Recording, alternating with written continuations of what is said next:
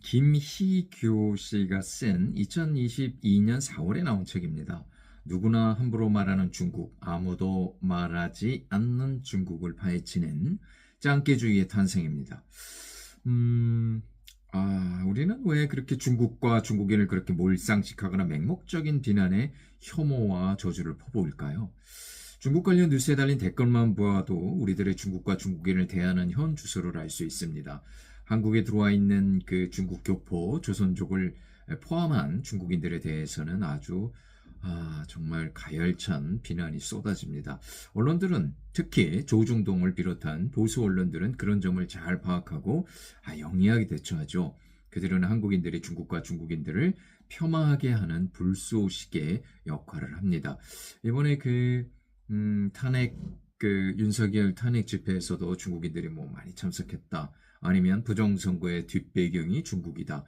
이런 정말 말도 안 되는 그런 주장들이 정치인들을 비롯해서 그렇게 하는 것들을 보고 또 많은 사람들이 추정하는 걸 보고 참 한심하다는 생각을 했습니다.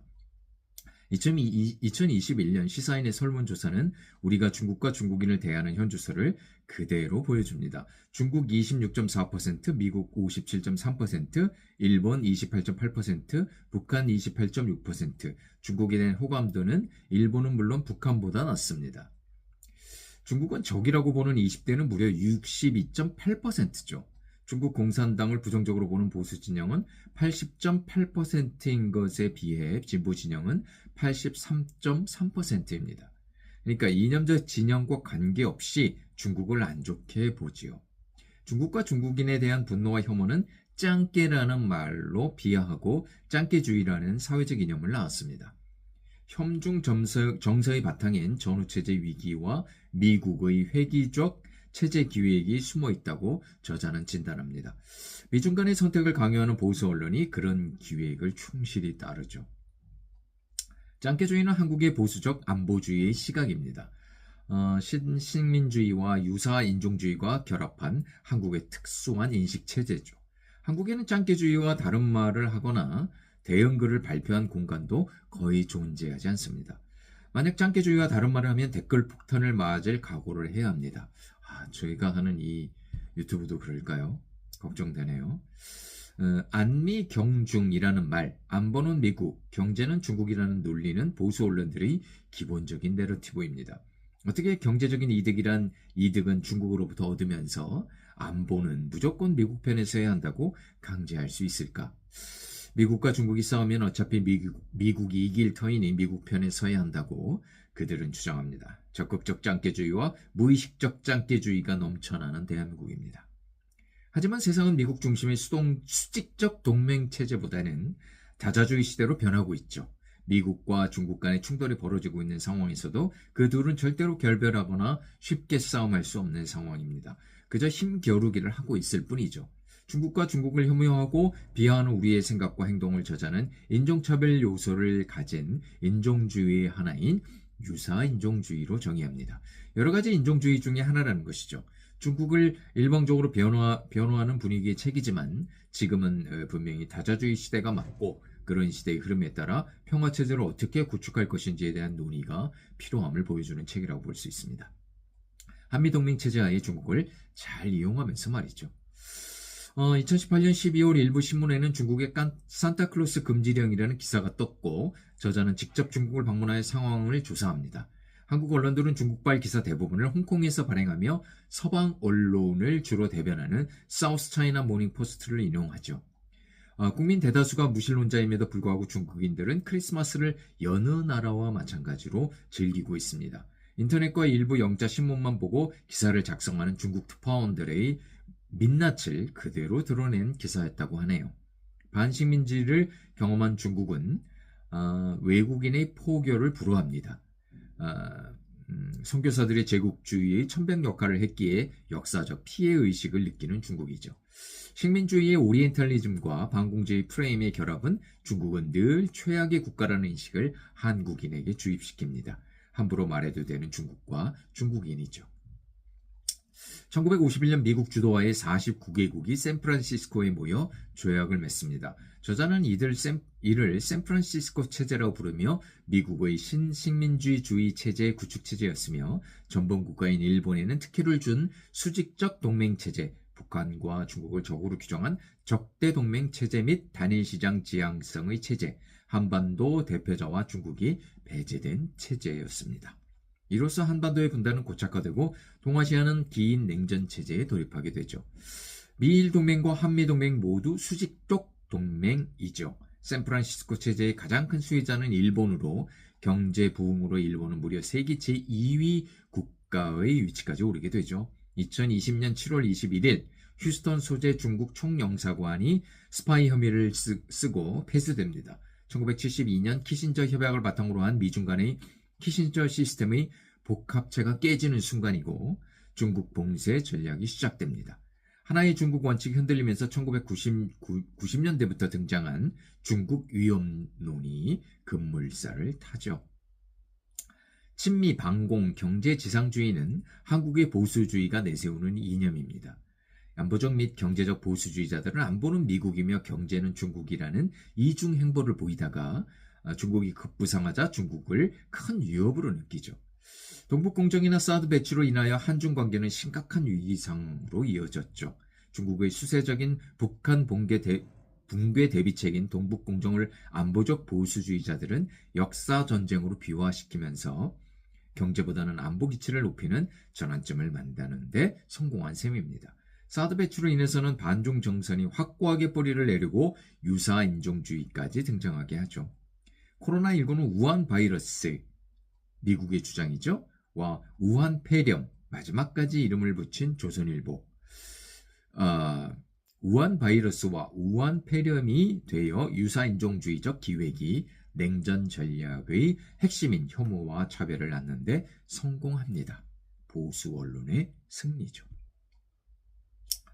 증오와 혐오에는 확신이 필요하며 그것들을 주장하는 집단은 특정한 목표를 가지고 있습니다. 짱깨라는 말은 식민지 조선시대에 조선에 살던 중국인을 대상하였죠. 개화파가 중심이 되어 중국인은 미개하다는 인식이 확산되면서 중국 배척론이 등장하죠. 장괴가 짱깨로 되었죠. 되놈에서 오랑캐에 이어 짱깨로 발전한 것입니다. 중국의 동북공정은 확실한 짱깨주의를 만들어냈죠. 배타적 민족주의, 신식민주의적 유사인종주의, 신냉전 구축 따위 개념이 확산된 결과입니다.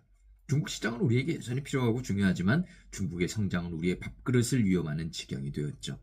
역시 공해와 영해, 미세먼지, 문화주권, 평화체제 같은 문제들이 일시에 터져나오면서 중국을 대상으로 우리의 내부 문제가 축소되기 시작합니다. 거대 중국에 대한 공포와 불안이 낳은 결과물이기도 하죠. 미개한 중국에 전염병이 많다는 보수 언론의 지적은 생물학적 인종주의의 발로이며 미개한 중국이라는 프레임을 만들어냈습니다. 급격한 도시화와 민구 밀집에 따른 결과이지만 한국 보수 언론은 무시하죠. 미국이 해마다 3만 명 이상 독감으로 사망한다는 통계는 그 독감이 전 세계로 퍼져나가고 있다는 사실을 보여주지만 우리 언론은 그 역시 무시합니다. 식민주의, 서열화되는 문화, 공존 불가능, 대립과 정복, 정당화의 문제를 안고 있는 것이 유사인종주의입니다. 나쁜 중국 프레임은 민족 인종주의와 같죠. 중국 봉쇄 정책에 사용될 무기인 사드 배치로 인하여 중국 반발은 예상되었지만 우리는 중국의 보복이라는 프레임으로 행위 인종주의를 만들어냈습니다. 미국은 중국 빅테크를 견제하기 위해 중국 기업의 스파이 기업이라는 오명을 씌우며 트집 잡기에 나섰죠. 미국을 비롯한 서구에서는 중국이 전량 외교를 한다고 보는데 2015년 나온 중국 영화 전랑에 빗대어 싸우는 외교라는 의미입니다. 미국의 중국 봉쇄 정책이 심해지면서 중국은 수세적인 외교 방식을 택하고 있죠. 전랑 외교는 중국은 본능적으로 폭력적이라는 인종주의의 또 다른 형태인 본성적 인종주의라고 볼 수 있습니다. 시진핑이 중국이나 시진핑은 황제라는 신조어는 일종의 컬러리즘, 피부 색깔로 차별 규정하는 컬러리즘으로 몰 역사적 규정이며 미국의 패권을 유지하기 위한 수사인 민주주의 대 독재 프레임이죠. 다양한 정체성을 가진 중국의 애국주의와 우리의 민족주의는 별로 다르지 않습니다. 그들의 애국주의 혹은 민족주의가 강력한 행동 지향성을 지닌 것은 맞는데, 그것은 가난에서 벗어나거나 반식민지에서 탈피한 과정 등 역사적 이유를 가지고 있죠. 현재의 중국인들은 일단 시진핑 체제에 큰 만족감을 보입니다.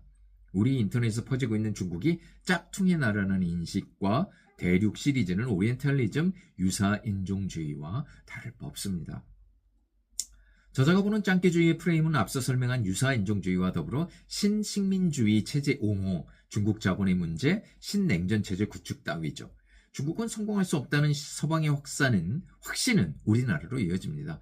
중국은 국제사회의 문제일 뿐이라는 프레임이죠. 그에 반해 미국은 모든 것이 정당하고 미국의 성공은 당연하게 여깁니다. 이것이 바로 신식민주의 세계관이죠.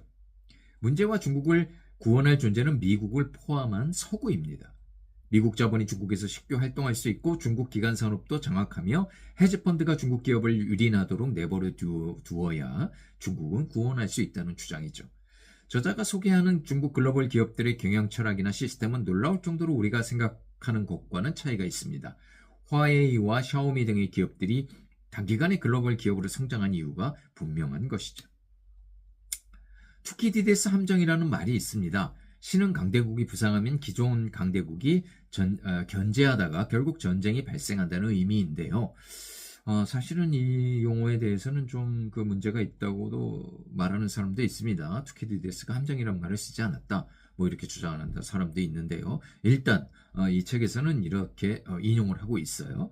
한국 언론들은 중국의 부상을 걱정하면서 미국과의 싸움이 일어나면 결국 미국이 이길 것이니 미국 편에 서야 한다고 주장합니다. 중국 위협론과 중국 붕괴론의 공존에 따른 주장으로 식민주의적 신념 체계를 확실하게 보여주는 셈이죠.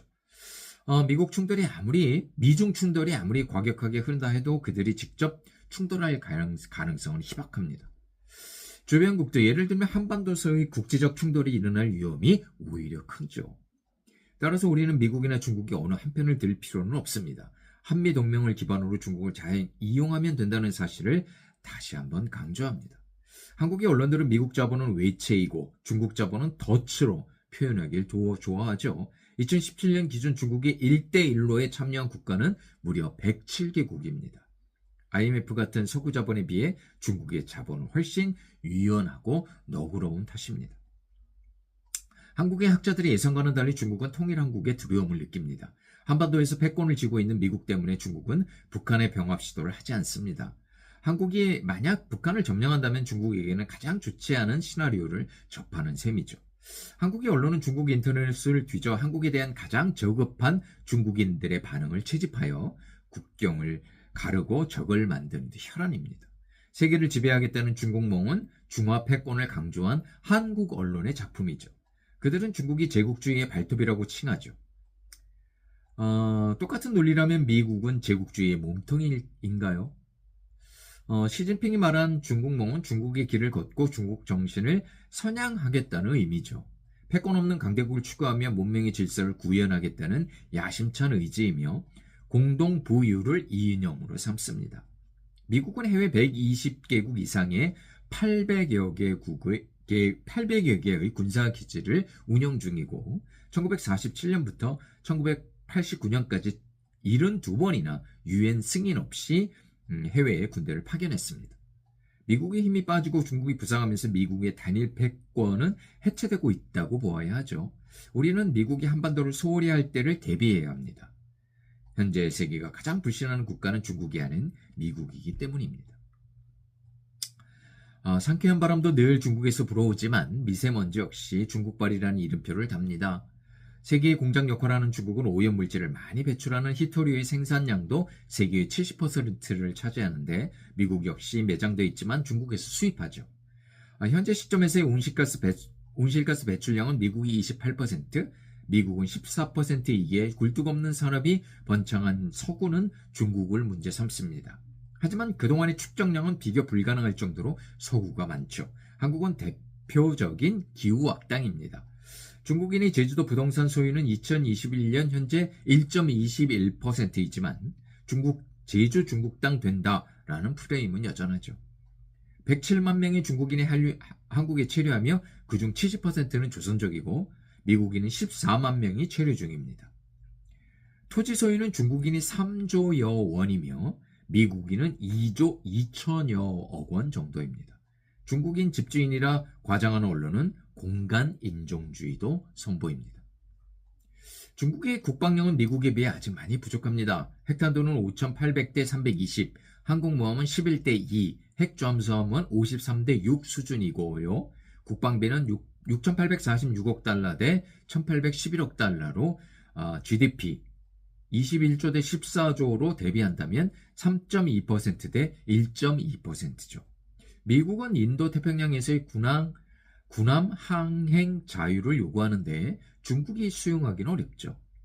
2011년 미국은 아시아 회귀 정책으로 인하여 남중국의 개입을 선언하였으며 그에 대응하여 중국은 2013년에 남중국해의 인공섬 매립을 시작했습니다. 1대1로는 중국의 지속적인 경제성장 기반 마련은 물론 미국의 봉쇄 정치에 대항하는 성격을 지녔습니다. 문재인 정권의 균형 외교는 친중 정권이라는 딱지를 붙이게 했습니다. 신식민주의 체제의 종속을 강요하고 신냉전 프레임을 더 씌운 것이죠. 한국에 퍼지는 중국 담론의 유통 경로를 보면 좀 한심한 생각이 듭니다. 중국 보도 교과서는 단연 홍콩의 사우스 차이나 모닝 포스트죠. 중국 주로 서구 입맛에 맞는 반중국 및 친서방 기사를 거의 베끼거나 교묘하게 바꿔서 내죠. 한국의 진보나 보수 모두 이 미국 언론에 크게 의지하면서 중국의 비판적인 기사를 인용합니다. 인권 옹호를 빙자한 중국 기사들이 많음에도 불구하고 말이죠. 중국의 대표 언론은 인민일보이지만 한국 언론은 환추스바오 영문판인 글로벌 타임즈를 가장 많이 인용합니다. 환추스바오는 중국 입장을 대변하지 않을 때가 많은데 주장이 선명하고 논조가 강력하며 선정성을 드러내고 극단적인 민족주의 성향을 보입니다. 김치공정 역시 제2의 동북공정을 노린 한국 언론의 기획 작품입니다. 조선족의 김치와 한복은 중국의 것이기도 하지 않겠습니까? 조선족의 것이니까 중국 것일 수도 있죠. 중국이 만약 우리의 만두 공정을 문제 삼으면 어쩔 것인가요? 중국의 물 백신과 백신 예견은 조롱 섞인 모리에를 바탕한 기사들입니다. 가난한 국가들은 비싸고 귀한 서구의 백신을 구하지 못해 중국 백신을 어쩔 수 없이 선택한 경우가 많았습니다. 중국 백신은 100개국 넘게 승인되었죠. 2020년 6월부터 8월까지 미중 충돌이 격화된 시점에서 저자는 한국 언론이 중국 보도를 분석했습니다. 사실 보도보다는 선입견이 담긴 감정적 및 부정적 단어를 사용하며 몇 명의 한의를 중국 전체로 확대하고 미국 행위는 국가 전략이고 중국 행위는 욕심이나 비도덕적이라는 등의 분노와 혐오를 조장하는 기사가 대부분이었죠. 미국이 그렇다면 그런 것이었습니다. 중국 입장은 무시하고 또 아니면 말고 언론사 하나가 물면 다른 언론이 달려들죠. 진보 진영의 짱깨주 역시 전혀 다를 바가 없습니다. 신장 지역의 인권 문제도 오로지 서구 프레임으로만 바라보죠. 미국의 이슬람 세력을 활용한 중국 흔들기 혹은 분리주의 공작은 아닌지 깊이 들여다볼 필요가 있는데 말이죠. 중국은 얼마든지 함부로 말해도 되고 또 그래야 조회수가 오르면 대중의 관심을 받습니다. 조선족은 혐오 집단 단골맨이죠. 개인적 불평불만을 중국과 중국인에 투사해보지만 잠시의 쾌감이고 분노 표출일 뿐입니다.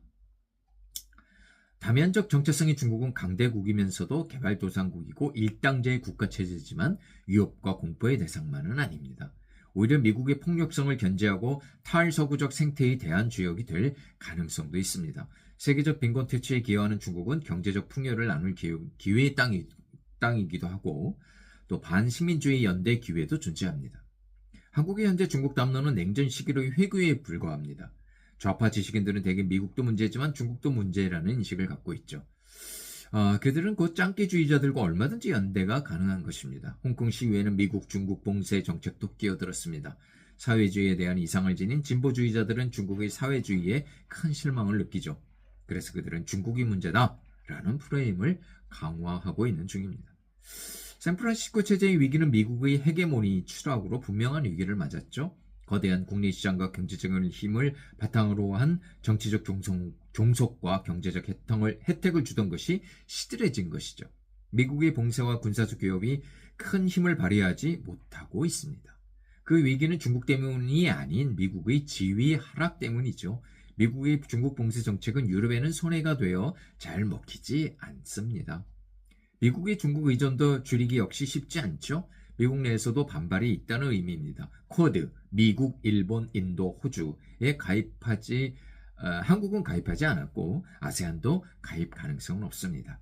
전 세계 GDP 30% 이상이 모인 중국 중심의 영내 포괄적 경제 동반자 협정에는 한국은 물론 아세안과 일본도 가입돼 있는 상태죠. 한국을 포함한 수많은 나라들이 미국의 중국 봉쇄가 달갑지 않은 것이죠. 중국 글로벌 기업들의 발전은 위안화 상승을 이끌고 달러 가치는 하락하게 합니다. 중국의 무서운 성장은 전 지구적인 정치적 영향력을 키우고 있죠. 세계 곳곳에서 미국 지위는 하락하고 반대로 중국은 상승 중입니다. 전후체제 균열의 가장 큰 진원지인 중국은 다자주의적 세계 질서를 여는 중심축으로 부상하고 있습니다. 한국은 이제 더 이상 미국의 예스맨이 아니고 일본 역시 수직적 미일 동맹 체제를 유지할 것인지에 대한 고민을 조금씩 드러냅니다. 전 세계적인 자발적 민중의 등장은 국가와 시민사회의 권력에 저항하면서 새로운 대안으로 떠오르죠. 체인화된 세계화 역시 미국과 중국이 분리되기에는 이미 늦었습니다. 미국의 힘만으로는 어림도 없죠. 이제는 지속적인 평화체제를 유지할 대책을 강구해야 됩니다. 탈식민주의적 다자주의는 미국과 중국을 이용하여 대중들의 혁명적 급진성을 필요로 하죠. 동아시아를 감싸고 있던 구조적 모순을 해결할 절호의 기회가 찾아왔습니다. 한반도의 평화와 안정은 중국에도 중요한 일입니다. 우리는 중국 부상을 인정해야 하고 미국 역시 인정하면서 공존 전략을 개발해야 합니다. 중국의 팽창적인 시장주의와 또 다른 제국주의를 걱정하는 것은 유럽 중심주의의 시각을 가졌다는 의미이고 탈식민주의적 관점이 결핍되었음을 말합니다. 중국은 지금 중국 특유의 사회주의를 추구하는 중이고 국가의 자본 통제를 바탕으로 인민을 위한 국가를 만드는 중입니다. 비마르크스주의와 제국주의 없는 제국을 실현하려는 중국의 국가체제는 동아시아 평화체제의 파트너가 될 가능성이 높습니다. 중국은 이른바 4노 정책을 바탕으로 가난한 중국 인민 구제를 첫째 목표로 삼습니다. 패권 추구, 힘의 정치 추구, 동맹, 군비 경쟁 없는 상태에서 말이죠. 유사인종주의, 신식민주의, 냉전체제 복귀, 자본 중심의 세계화를 넘어서는 미래가 펼쳐져야 하는 시점입니다. 한국과 중국은 혐오 관계에서 멀리 벗어나야 하죠. 새로운 국가주의적 세계관 아래 다자주의 시대를 만들고 항구적 평화체제 구축을 이루어야 합니다. 지금의 상황을 구한말로 한정 지으려는 몰직한 지식인들이 존재하죠. 그들에게는 위에서 거론한 모든 폐악들이 진리처럼 여겨집니다. 도덕적 개인은 있어도 도덕적 국가는 없습니다. 모든 국가는 자신의 실리를 챙기는데 최선을 다할 뿐입니다. 짱깨주의는 국가의 실익을 해치는 거대한 악입니다. 비록 저자가 중국 일변도의 시각을 드러내는 점이 없지는 않지만 미국 일변도의 시각을 가진 우리에게 큰 교훈을 주는 것은 사실입니다. 이제 제발 좀 근거 없는 분노와 혐오의 외교 정치를 끝내고 진정한 평화체제를 위한 고도의 지혜 혹은 집단 지성을 발휘할 때입니다. 자, 2022년에 나온 책인데요. 제가 읽은 거는 그 해에 8월 달에 읽었으니까 나온 지 한 4개월 만에 읽은 책입니다. 짱깨주의.